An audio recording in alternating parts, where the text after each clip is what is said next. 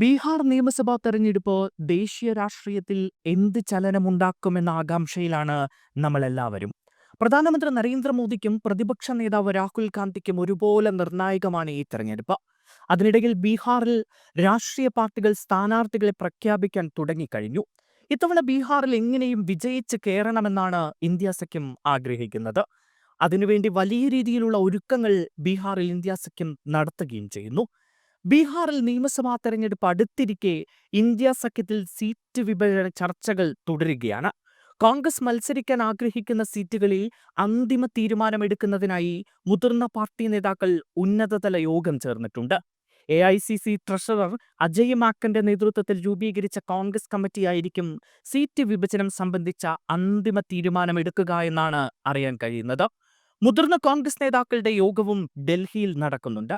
November 6-ന് നടക്കുന്ന ആദ്യഘട്ട തെരഞ്ഞെടുപ്പിലെ മണ്ഡലങ്ങളിലേക്കുള്ള 20 സ്ഥാനാർത്ഥികളുടെ പേരുകൾ കോൺഗ്രസ് ഇതിനകം അംഗീകരിച്ചിട്ടുണ്ട്. 60 സീറ്റുകളെങ്കിലും നൽകണമെന്ന കോൺഗ്രസിന്റെ ആവശ്യത്തോട് അനുരഞ്ജനപൂർണമായ സമീപനമാണ് RJD സ്വീകരിക്കുന്നത് എന്നാണ് വിവരം. RJD നിലവിൽ 35 സീറ്റുകളിലെ സ്ഥാനാർത്ഥികളെ പ്രഖ്യാപിച്ചു കഴിഞ്ഞു. നിലവിലെ MLA മാരും മുൻ MP മുഹമ്മദ് ഷഹാബുദ്ദീന്റെ മകൻ ഒസാമ സാഹിബും അതിൽ ഉൾപ്പെടുന്നുണ്ട്. സിവാനിലെ രഘുനാഥ്പൂർ മണ്ഡലത്തിൽ നിന്നായിരിക്കും ഇദ്ദേഹം ജനവിധി തേടുക. മുൻ സ്പീക്കർ അവാദ് ബിഹാരി ചൗധരിയും ഇത്തവണ മത്സരത്തിനെത്തുന്നുണ്ട്.